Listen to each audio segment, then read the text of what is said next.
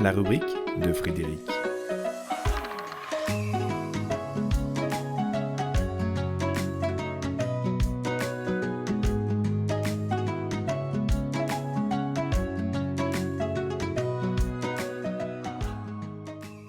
Tout est choix. Tout est choix, même le non-choix.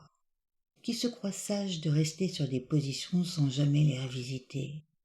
Qui ne s'engage pas pour éviter de se fermer une éventualité au nom d'une hypothétique liberté, s'égare. Ne pas choisir pour ne pas se tromper. Ne pas choisir pour ne pas vexer. Ne pas choisir pour ne pas s'engager.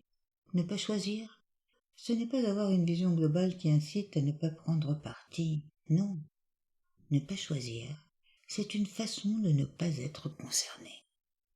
Indifférent à ce qui se passe, inféodé à un passé, indécis quant à ce qui pourrait arriver, le pas concerné qui cherche à se protéger n'a rien à voir avec le pas concerné qui se trouve au-dessus de la mêlée. Au-dessus de la mêlée, sur le promontoire de la pensée où la vision se donne en incluant les devenirs, les choix s'imposent comme des évidences qui pensent collectif et non particulier.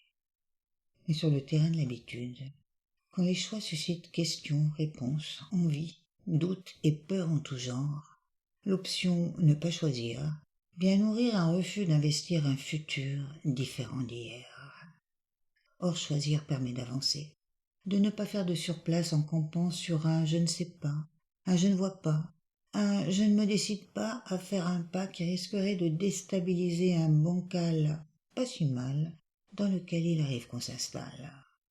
Choisir un pas si mal plutôt qu'un mieux possible, même si ce dernier ne donne aucune garantie de mieux-être, c'est choisir par défaut un non-choix dont les conséquences sont parfois mortifères. Car ne pas choisir de s'engager dans le devenir du monde est un choix qui protège d'un effort à fournir sur un plan, sur un autre, ou sur divers plans à la fois. Or, se protéger de l'effort au bout du compte, c'est se protéger de toute évolution. Se satisfaire des acquis pour ne pas aller au-delà, c'est se transformer en momie de la conscience qui entrave les avancées collectives. Et si d'une certaine façon ne pas choisir est impossible, il convient de comprendre que ce sont nos choix conscients, inconscients, assumés ou répudiés qui colorent l'ambiance du quotidien. Choisir est parfois un casse-tête. C'est aussi une occasion de mourir à ce qui s'avère obsolète. C'est s'engager dans une voie d'ouverture pour partir à la découverte de nouveaux échanges et de nouvelles façons de relationner.